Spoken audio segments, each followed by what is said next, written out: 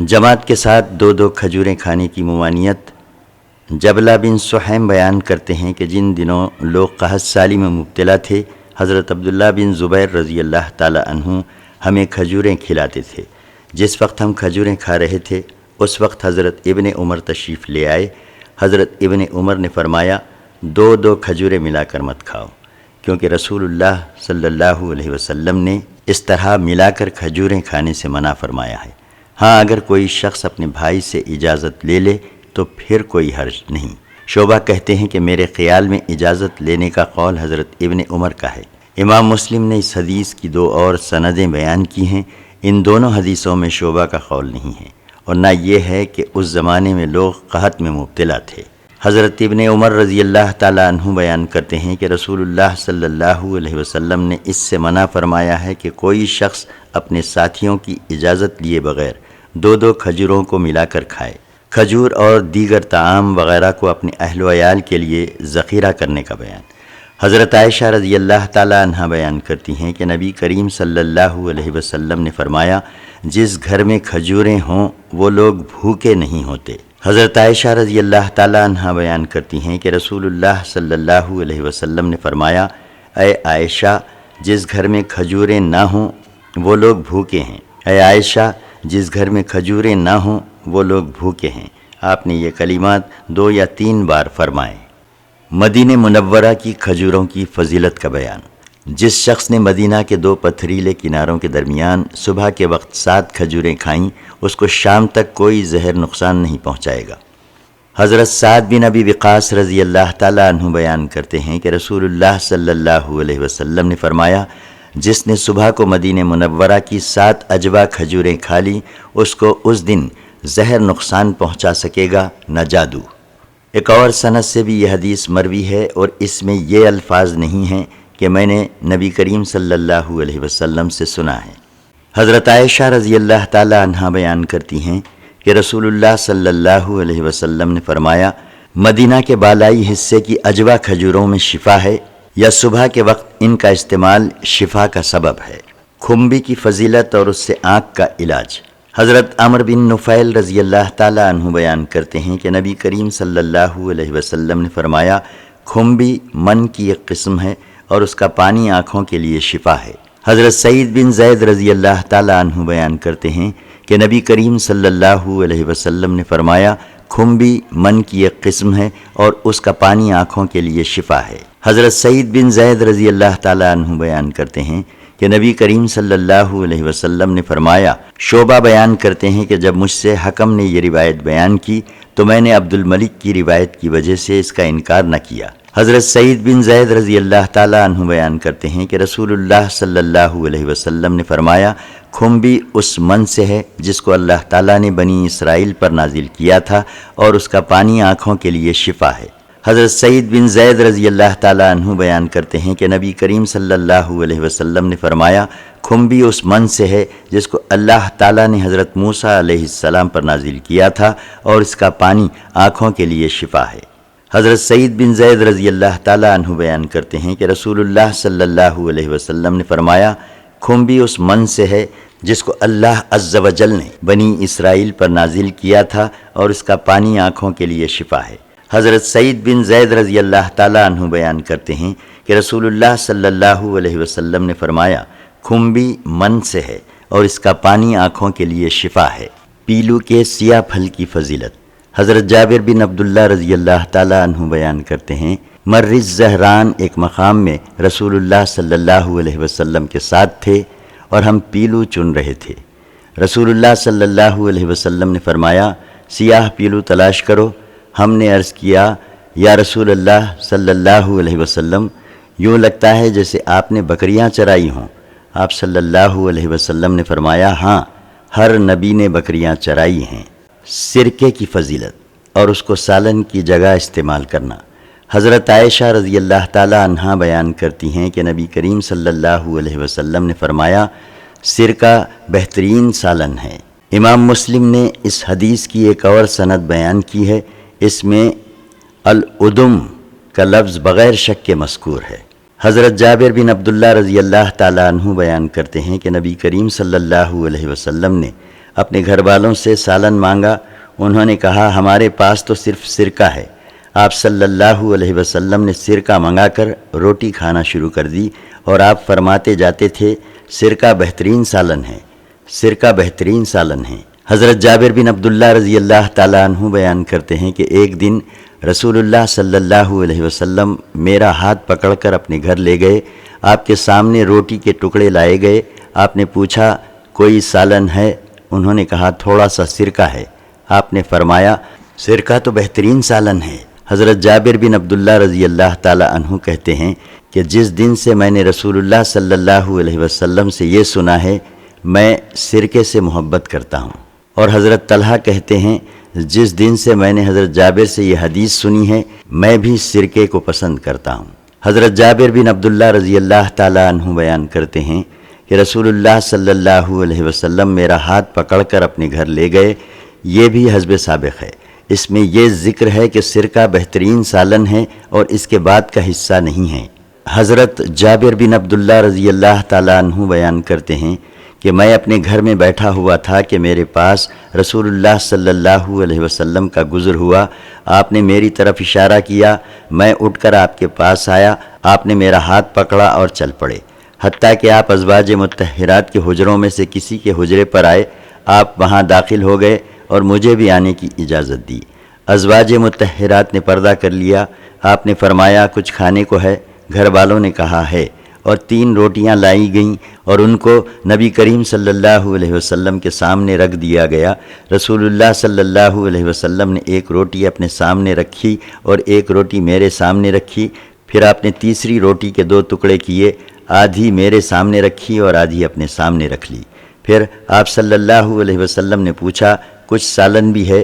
گھر والوں نے کہا سرکے کے سوا اور کچھ نہیں ہے۔ آپ نے فرمایا لے آؤ، سرکہ کیا خوب چیز ہے۔ لہسن کھانے کے جواز کا بیان۔ حضرت ابو ایوب انصاری رضی اللہ تعالیٰ عنہ بیان کرتے ہیں کہ جب رسول اللہ صلی اللہ علیہ وسلم کے پاس کوئی کھانا لایا جاتا تو آپ اس میں سے تناول فرماتے اور جو بچ جاتا اس کو میرے پاس بھیج دیتے۔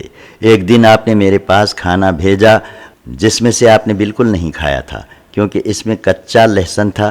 میں نے آپ سے پوچھا کیا یہ حرام ہے؟ آپ نے فرمایا نہیں، لیکن میں اس کو اس کی بدبو کی وجہ سے ناپسند کرتا ہوں۔ میں نے عرض کیا جو آپ کو ناپسند ہے وہ مجھے بھی ناپسند ہے۔ امام مسلم نے اس حدیث کی ایک اور سند ذکر کی ہے۔ حضرت ابو ایوب انصاری رضی اللہ تعالیٰ عنہ بیان کرتے ہیں کہ نبی کریم صلی اللہ علیہ وسلم ان کے ہاں بطور مہمان ٹھہرے اور نچلی منزل میں رہے اور حضرت ابو ایوب اوپر والی منزل میں تھے۔ ایک رات حضرت ابو ایوب بیدار ہوئے تو خیال کیا کہ ہم رسول اللہ صلی اللہ علیہ وسلم کے سر کے اوپر چل رہے ہیں، سو وہ آپ کی جانب سے ایک طرف ہٹ گئے اور دوسری جانب سو گئے۔ پھر صبح کو نبی کریم صلی اللہ علیہ وسلم سے یہ واقعہ ذکر کیا۔ نبی کریم صلی اللہ علیہ وسلم نے فرمایا نچلی منزل میں زیادہ سہولت ہے۔ حضرت ابو ایوب نے کہا میں اس چھت کے اوپر نہیں رہ سکتا جس کے نیچے آپ تشریف فرما ہوں۔ تب نبی کریم صلی اللہ علیہ وسلم اوپر کی منزل میں تشریف لے آئے اور حضرت ابو ایوب نچلی منزل میں آ گئے۔ حضرت ابو ایوب نبی کریم صلی اللہ علیہ وسلم کے لیے کھانا تیار کرتے تھے۔ جب سرکار کا پس خوردہ ان کے پاس لایا جاتا تو وہ پوچھتے کہ حضور نے کس جانب سے کھایا تھا اور کس جگہ آپ کی انگلیاں لگی تھیں، پھر وہ آپ کی انگلیوں کے لگنے کی جگہ سے کھاتے۔ ایک دن انہوں نے نبی کریم صلی اللہ علیہ وسلم کے لیے کھانا تیار کیا جس میں کچا لہسن تھا۔ جب وہ کھانا ان کے پاس لوٹایا گیا تو انہوں نے دریافت کیا اس میں نبی کریم صلی اللہ علیہ وسلم کی انگلیاں کہاں لگی تھیں۔ حضرت ابو ایوب کو بتایا گیا کہ نبی کریم صلی اللہ علیہ وسلم نے اس میں سے نہیں کھایا۔ حضرت ابو ایوب گھبرا گئے اور اوپر جا کر عرض کیا یہ حرام ہے؟ نبی کریم صلی اللہ علیہ وسلم نے فرمایا نہیں، لیکن میں اس کو ناپسند کرتا ہوں۔ حضرت ابو ایوب نے کہا جس کو آپ ناپسند کرتے ہیں اس کو میں بھی ناپسند کرتا ہوں۔ حضرت ابو ایوب بیان کرتے ہیں کہ نبی کریم صلی اللہ علیہ وسلم کے پاس وحی لائی جاتی تھی۔ مہمان کی تعظیم و تکریم اور اس کے لیے ایثار کرنے کا بیان۔ حضرت ابو ہریرہ رضی اللہ تعالیٰ عنہ بیان کرتے ہیں کہ ایک شخص نے رسول اللہ صلی اللہ علیہ وسلم کی خدمت میں آ کر کہا میں فاقے سے ہوں، آپ نے اپنی کسی زوجہ کی طرف پیغام بھیجا۔ انہوں نے کہا اس ذات کی قسم جس نے آپ کو حق کے ساتھ بھیجا ہے، میرے پاس تو پانی کے سوا کچھ نہیں ہے۔ پھر آپ صلی اللہ علیہ وسلم نے دوسری زوجہ کے پاس پیغام بھیجا، انہوں نے بھی اسی طرح کہا، حتیٰ کہ سب نے یہی کہا، قسم اس ذات کی جس نے آپ کو حق کے ساتھ بھیجا ہے، میرے پاس پانی کے سوا کچھ نہیں۔ بالآخر آپ صلی اللہ علیہ وسلم نے فرمایا، جو شخص اس کو آج رات مہمان بنائے گا اللہ تعالیٰ اس پر رحم فرمائے گا۔ انصار میں سے ایک شخص نے کھڑے ہو کر کہا، یا رسول اللہ صلی اللہ علیہ وسلم، اس کو میں مہمان بناؤں گا۔ وہ شخص اس مہمان کو اپنے گھر لے گیا اور بیوی سے پوچھا، تمہارے پاس کھانے کی کوئی چیز ہے؟ بیوی نے کہا، صرف بچوں کا کھانا ہے۔ اس نے کہا، بچوں کو کسی چیز سے بہلا دو، جب ہمارا مہمان آئے تو چراغ بجھا دینا اور اس پر یہ ظاہر کرنا کہ ہم کھانا کھا رہے ہیں۔ جب وہ کھانا کھانے لگے تو تم چراغ کے پاس جا کر اس کو بجھا دینا۔ پھر وہ سب بیٹھ گئے اور مہمان نے کھانا کھا لیا۔ جب صبح کو وہ نبی کریم صلی اللہ علیہ وسلم کے پاس پہنچا تو رسول اللہ صلی اللہ علیہ وسلم نے فرمایا، تم نے مہمان کے ساتھ جو حسن سلوک کیا اللہ تعالیٰ اس پر بہت خوش ہوا۔ حضرت ابو ہریرہ رضی اللہ تعالیٰ عنہ بیان کرتے ہیں کہ ایک مہمان نے رات گزاری، اس انصاری کے پاس صرف اپنا اور اپنے بچوں کا کھانا تھا۔ اس نے اپنی بیوی سے کہا، بچوں کو سلا دو اور چراغ بجھا دو، اور تمہارے پاس جو کھانا ہے وہ مہمان کے آگے رکھ دو۔ تب یہ آیت نازل ہوئی جس کا ترجمہ ہے، جو لوگ محتاج ہونے کے باوجود اپنی ضروریات پر دوسروں کو ترجیح دیتے ہیں۔ حضرت ابو ہریرہ رضی اللہ تعالیٰ عنہ بیان کرتے ہیں کہ ایک شخص رسول اللہ صلی اللہ علیہ وسلم کے پاس بطور مہمان آیا اور آپ صلی اللہ علیہ وسلم کے پاس اس کی مہمانی کے لیے کچھ نہ تھا۔ آپ نے فرمایا، کیا کوئی شخص اس کو مہمان نہیں بنائے گا؟ اللہ تعالیٰ اس پر رحم فرمائے گا۔ انصار میں سے ابو طلحہ نام کے ایک شخص اٹھے اور وہ اس مہمان کو اپنے گھر لے گئے۔ اس کے بعد حسب سابق حدیث ہے۔ امام مسلم نے اس حدیث کی ایک اور سند بیان کی ہے۔ حضرت عبد الرحمن بن ابی بکر رضی اللہ تعالی عنہ بیان کرتے ہیں کہ نبی کریم صلی اللہ علیہ وسلم کے ساتھ ہم 130 آدمی تھے۔ نبی کریم صلی اللہ علیہ وسلم نے فرمایا، تم میں سے کسی شخص کے پاس کھانا ہے؟ ہمارے ساتھ ایک شخص تھا، اس کے پاس تقریباً 1 سا یعنی 4 کلوگرام آٹا تھا۔ وہ آٹا گوندھا گیا۔ پھر ایک پراگندہ بالوں والا دراز قد مشرک آیا جو اپنی بکریوں کو چرا رہا تھا۔ نبی کریم صلی اللہ علیہ وسلم نے فرمایا، یہ بکریاں فروخت کرو گے یا یوں ہی بطور عطیہ یا ہبہ دو گے؟ اس نے کہا، نہیں، بلکہ فروخت کروں گا۔ آپ نے اس سے ایک بکری خرید لی، اس کا گوشت تیار کیا گیا۔ رسول اللہ صلی اللہ علیہ وسلم نے اس کی کلیجی بھوننے کا حکم دیا۔ حضرت عبد الرحمن کہتے ہیں کہ بخدا رسول اللہ صلی اللہ علیہ وسلم نے ان 130 آدمیوں میں سے ہر شخص کو اس کلیجی سے ایک حصہ دیا۔ جو شخص موجود تھا اس کو حصہ دے دیا اور جو موجود نہیں تھا اس کا حصہ رکھ لیا گیا۔ آپ نے وہ گوشت 2 پیالوں میں ڈالا اور ہم سب نے اس میں سے کھایا اور سیر ہو گئے۔ ان پیالوں میں کھانا پھر بھی بچ گیا۔ میں نے اس کو اونٹ پر رکھ لیا جس طرح راوی نے بیان کیا۔ طعام کی کمی کے باوجود مہمان نوازی کرنا۔ حضرت ابو ہریرہ رضی اللہ تعالی عنہ بیان کرتے ہیں کہ رسول اللہ صلی اللہ علیہ وسلم نے فرمایا، 2 آدمیوں کا کھانا 3 آدمیوں کے لیے کافی ہوتا ہے اور 3 کا کھانا 4 کے لیے کافی ہوتا ہے۔ حضرت جابر رضی اللہ تعالی عنہ بیان کرتے ہیں کہ رسول اللہ صلی اللہ علیہ وسلم نے فرمایا، 1 آدمی کا کھانا 2 آدمیوں کے لیے کافی ہوتا ہے اور 2 کا کھانا 4 کے لیے کافی ہوتا ہے اور 4 کا کھانا 8 کے لیے کافی ہوتا ہے، اور اسحاق کی روایت میں سمیعتو کا لفظ نہیں ہے۔ حضرت جابر رضی اللہ تعالی عنہ نے نبی کریم صلی اللہ علیہ وسلم سے اسی کی مثل روایت کی ہے۔ حضرت جابر رضی اللہ تعالی عنہ بیان کرتے ہیں کہ رسول اللہ صلی اللہ علیہ وسلم نے فرمایا، 1 آدمی کا کھانا 2 آدمیوں کے لیے کافی ہوتا ہے اور 2 کا کھانا 4 کے لیے کافی ہوتا ہے۔ حضرت جابر رضی اللہ تعالی عنہ بیان کرتے ہیں کہ نبی کریم صلی اللہ علیہ وسلم نے فرمایا، 1 آدمی کا کھانا 2 آدمیوں کے لیے کافی ہوتا ہے اور 2 کا کھانا 4 کے لیے کافی ہوتا ہے اور 4 کا کھانا 8 کے لیے کافی ہوتا ہے۔ مومن کا 1 آنت میں اور کافر کا 7 آنتوں میں کھانا۔ حضرت ابن عمر رضی اللہ تعالی عنہ بیان کرتے ہیں کہ رسول اللہ صلی اللہ علیہ وسلم نے فرمایا، کافر 7 آنتوں میں کھاتا ہے اور مومن 1 آنت میں کھاتا ہے۔ حضرت ابن عمر نے نبی کریم صلی اللہ علیہ وسلم سے اس کی مثل روایت کی ہے۔ نافع بیان کرتے ہیں کہ حضرت ابن عمر رضی اللہ تعالی عنہ نے ایک مسکین کو دیکھا، انہوں نے اس کے سامنے کھانا رکھا، وہ شخص بہت زیادہ کھا رہا تھا۔ حضرت ابن عمر نے فرمایا، یہ شخص میرے پاس نہ آئے، کیونکہ میں نے رسول اللہ صلی اللہ علیہ وسلم کو یہ فرماتے ہوئے سنا ہے کہ کافر 7 آنتوں میں کھاتا ہے۔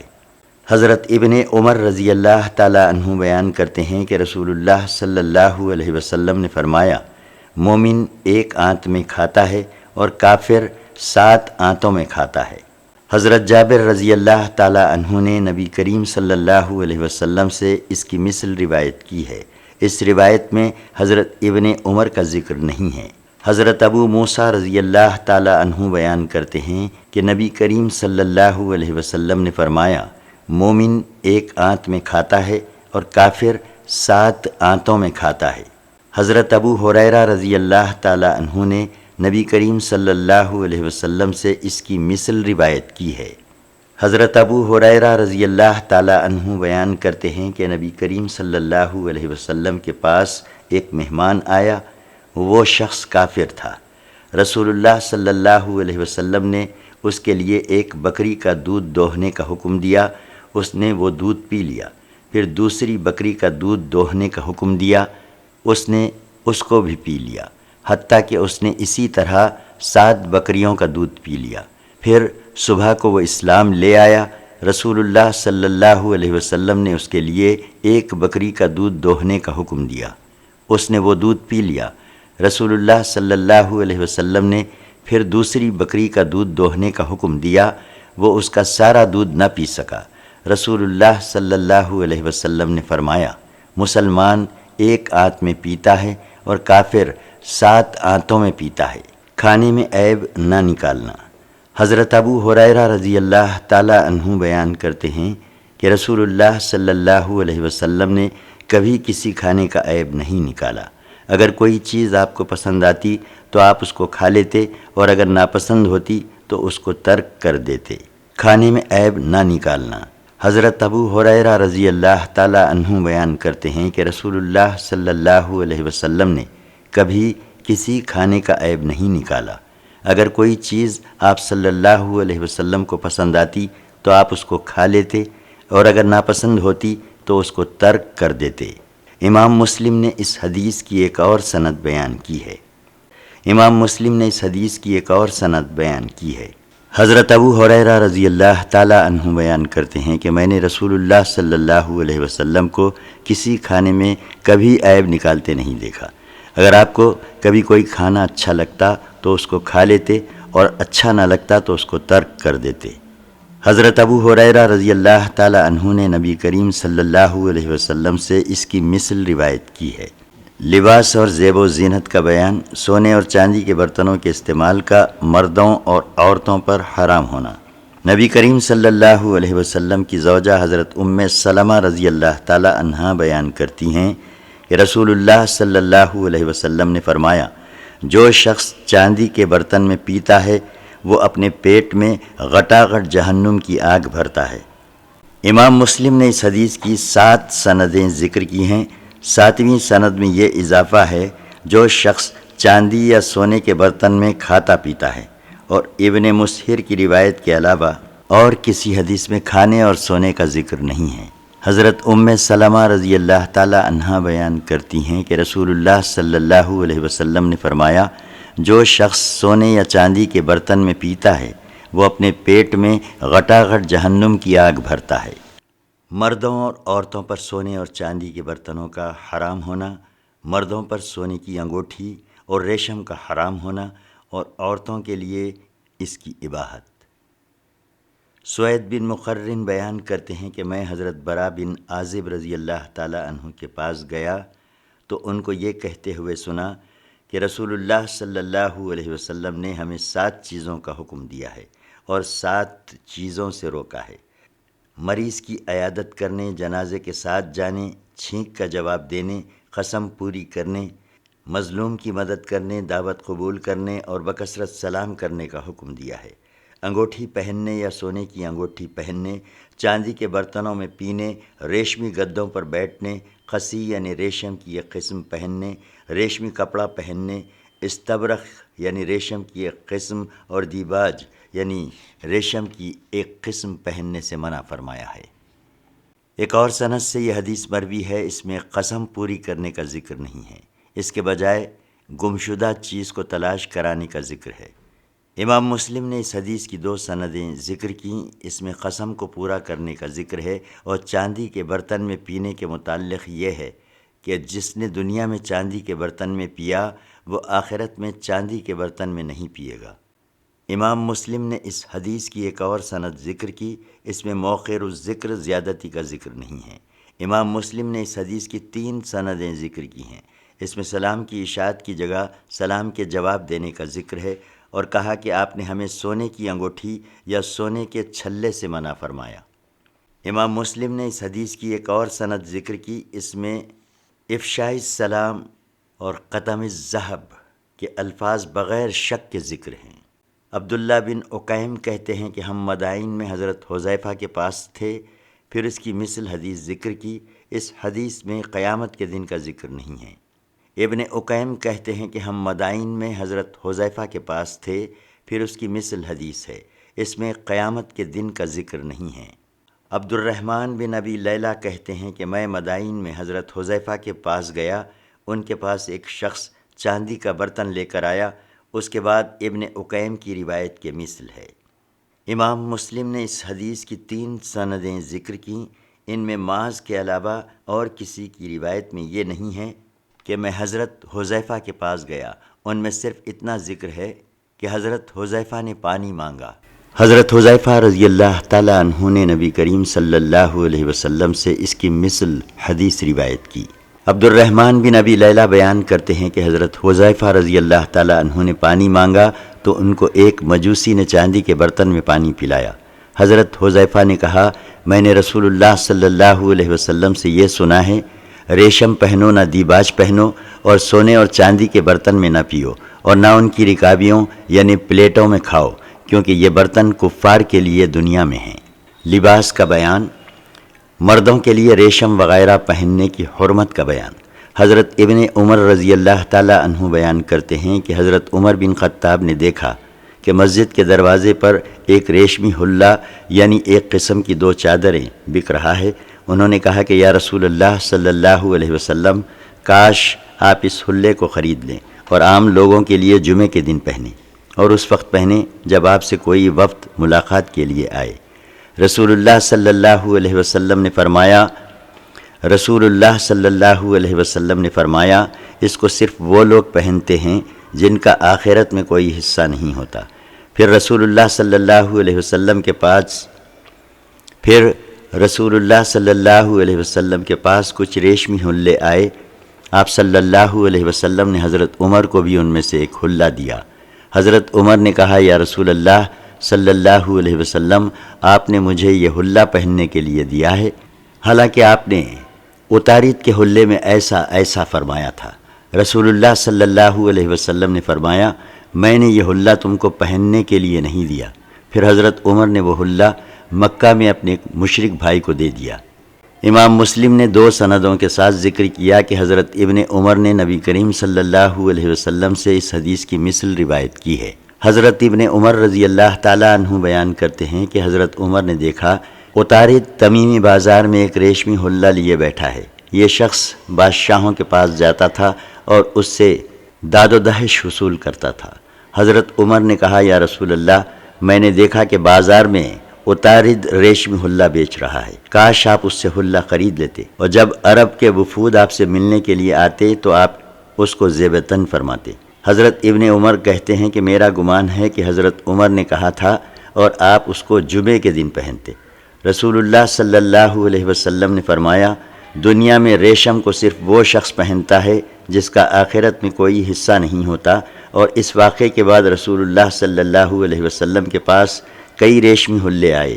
آپ نے ایک حلہ حضرت عمر کے پاس بھیجا، ایک حضرت اسامہ بن زید کے پاس بھیجا اور ایک حلہ حضرت علی بن ابی طالب کے پاس بھیجا اور فرمایا اس کو پھاڑ کر اپنی عورتوں کے دوپٹے بنا دو۔ حضرت عمر اپنے حلے کو اٹھا کر لائے اور کہا یا رسول اللہ صلی اللہ علیہ وسلم، آپ نے یہ حلہ میرے پاس بھیجا ہے، حالانکہ آپ نے کل اتارد کے حلے کے متعلق کیا فرمایا تھا؟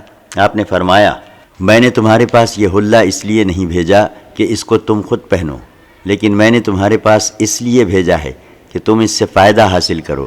رہے حضرت اسامہ تو وہ حلہ پہن کر حاضر ہوئے۔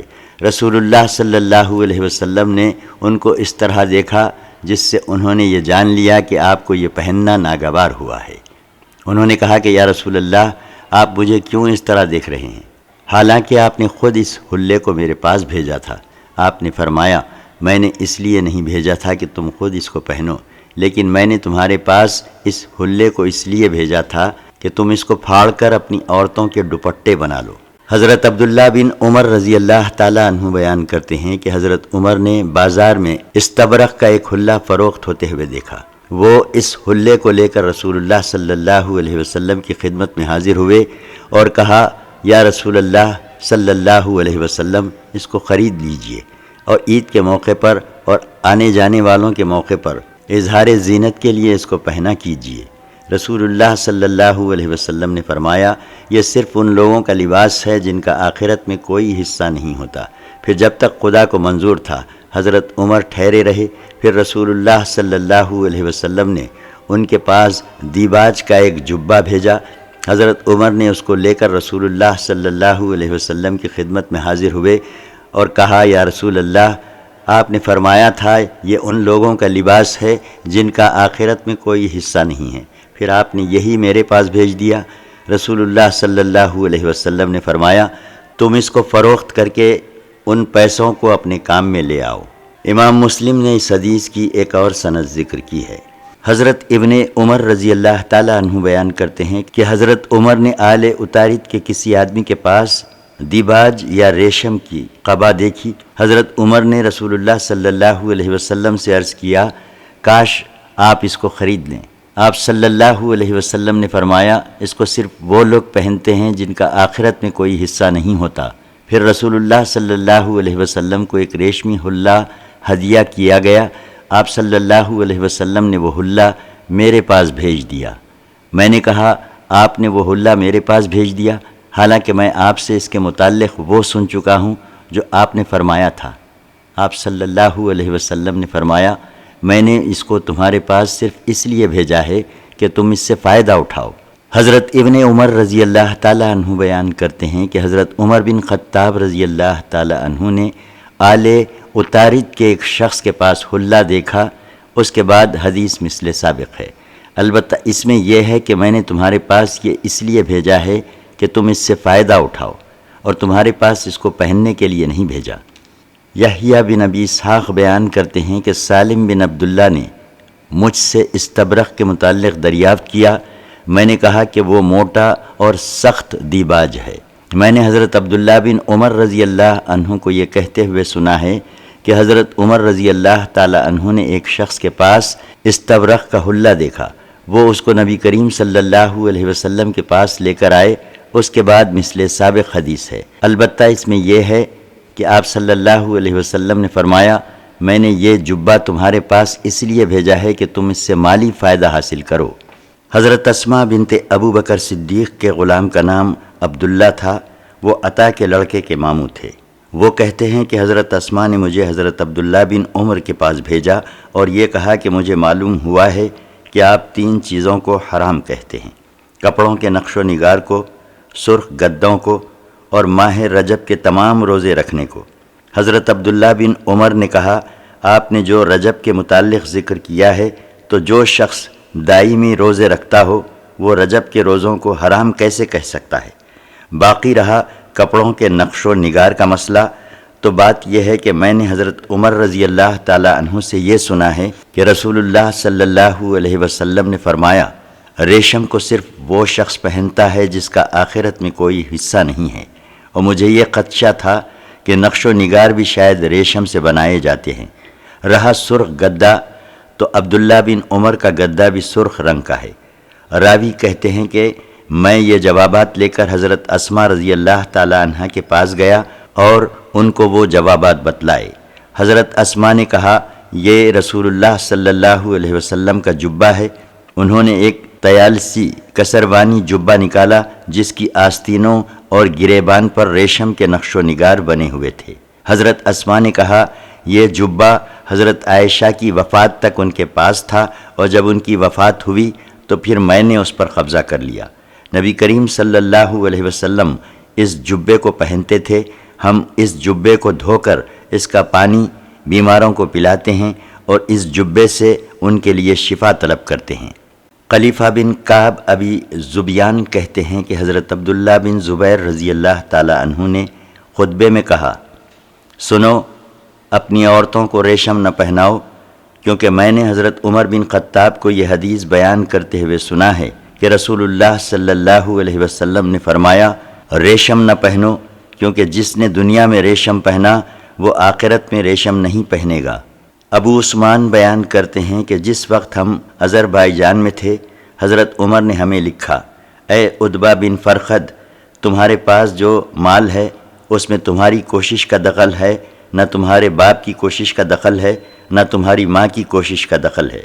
سو مسلمانوں کو ان کے گھروں پر ان چیزوں سے پیٹ بھر کر کھلاؤ جن سے تم اپنے گھر پر پیٹ بھر کر کھاتے ہو، اور تم عیش و عشرت، مشرکین کے لباس اور ریشم پہننے سے بچتے رہنا، کیونکہ رسول اللہ صلی اللہ علیہ وسلم نے ریشم پہننے سے منع فرمایا ہے، مگر ریشم کی اتنی مقدار جائز ہے۔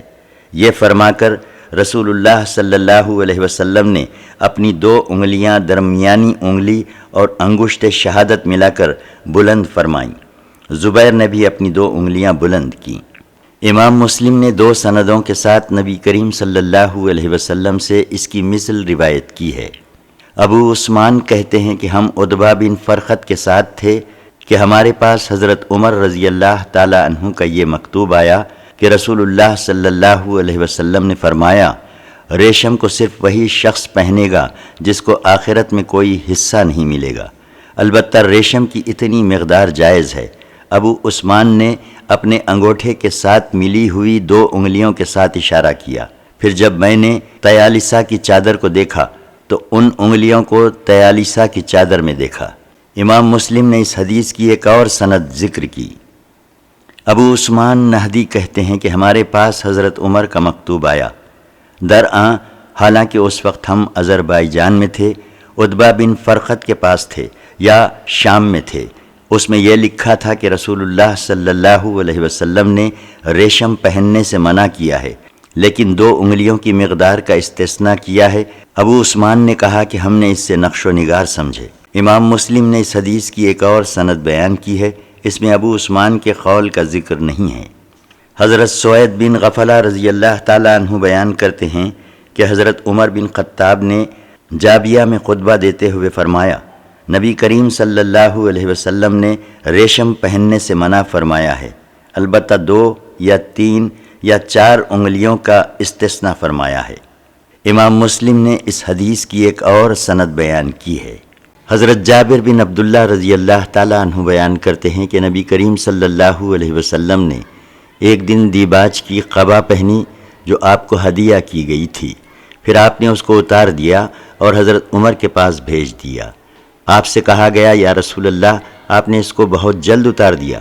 آپ نے فرمایا مجھ کو جبرائیل نے اس سے منع کیا۔ پھر حضرت عمر نے روتے ہوئے کہا کہ یا رسول اللہ آپ نے جو چیز ناپسند کی وہ مجھے دے دی، اب میں کیا کروں؟ آپ نے فرمایا میں نے تم کو پہننے کے لیے نہیں دی، میں نے تم کو یہ فروخت کرنے کے لیے دی ہے۔ پھر حضرت عمر نے اس کو 2000 درہم میں فروخت کر دیا۔ حضرت علی رضی اللہ تعالیٰ عنہ بیان کرتے ہیں کہ رسول اللہ صلی اللہ علیہ وسلم کو ایک ریشمی حلہ ہدیہ کیا گیا، آپ نے وہ میرے پاس بھیج دیا، میں نے اس کو پہن لیا۔